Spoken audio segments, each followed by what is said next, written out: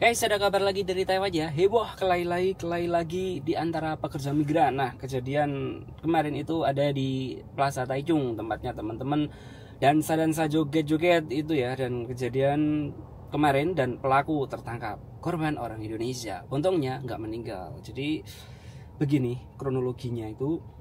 Dari berita-berita yang kita dapat dari Taiwan ya. Jadi pada kemarin 9 Juni di distrik Taichung sekitar pukul 1 dini hari ya, terjadi insiden penyerangan dengan senjata tajam. Seorang pekerja migran Indonesia keluar dari aula dansa lantai 6 lah itu ya. Itu diduga diserang oleh orang yang tak dikenal tapi sesama bangsa sendiri alias sesama TKI lah. Nah, masalahnya apa? Simak terus sebentar. Dalam kondisi penuh darah, korban berlari ke sebuah toko swalayan untuk meminta bantuan yang membuat karyawan toko ketakutan. Jadi masnya itu keluar, terekam dari CCTV ya.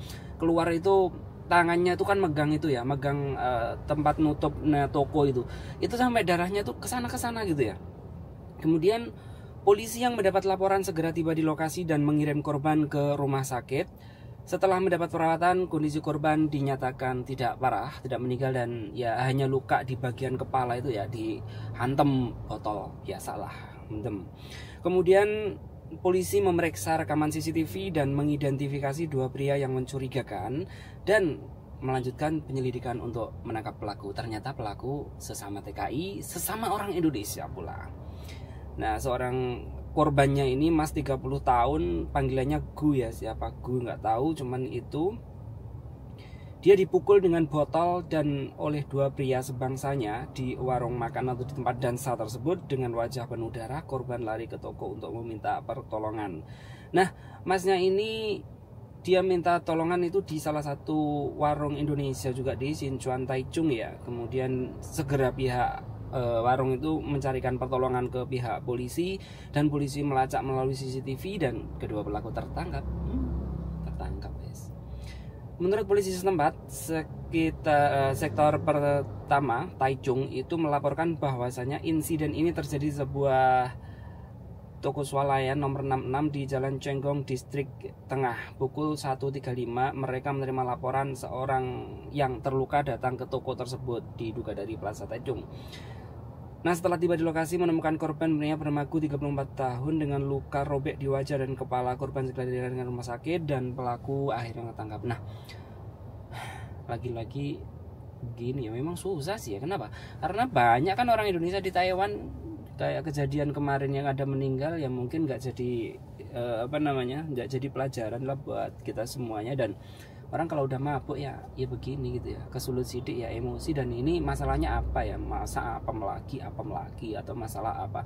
Kebanyakan sih masalah apem sih kalau di Taiwan, sampai tengar-tengar kayak gini gitu ya, apalagi di plaza kan, mungkin nyenggol-nyenggol atau apa kita nggak tahu ya.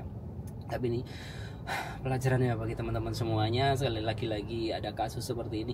Emang kasus seperti ini tuh yang dari Indonesia tuh nggak bisa banyak dari Vietnam, tapi ya sering juga Indonesia itu kasusnya berat-berat sampai meninggal sampai gini gitu ya. Untuk teman-teman yang ada di Taiwan, hati-hati aja, jangan diikuti cara-cara seperti ini loh. Kalau orang Taiwan untuk ngangetin badan, kalau kita kan untuk yayaan. Sebenarnya itu sekarang tuh susah loh, apalagi kamu cowok-cowok ya yang ada di Taiwan maupun Indonesia. Sekarang proses ke Taiwan itu susah, biayanya gede. Kalau kita cuman kayak gini aja di Taiwan, yang rugi itu kita sebenarnya. Nanti kita belum putus kontrak, hutangnya masih ada di sana sini, kita dipulangkan, kita dideportasi, kan kita yang rugi. Dan ini pastilah dideportasi gitu loh pelakunya gitu, karena udah bikin kriminal, udah membuat keonaran, itu pastilah dideportasi. Jadi hati-hati untuk teman-teman semuanya, jangan sampai seperti ini ya. Ini bahaya sekali ya. Ini untung belum pelaku atau korban ini bisa menyelamatkan diri, kalau enggak bisa mampus juga tuh, kayak yang lain-lainnya tuh bisa meninggal gitu ya.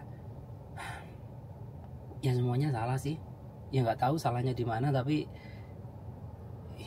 nggak tahu lah ya. Semoga kejadian seperti ini berkurang. Kalau hilang nggak mungkin, tapi kalau berkurang ya semoga saja ya.